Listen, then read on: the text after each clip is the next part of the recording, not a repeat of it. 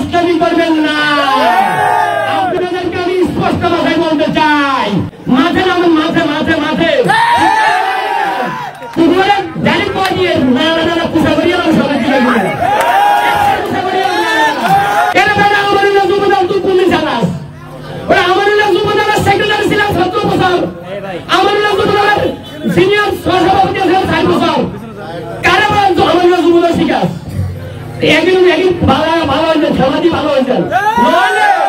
আগামীতে আপনাদেরকে এটা দাঁতভাঙ্গা জবাব দেবো ইনশাল্লাহ।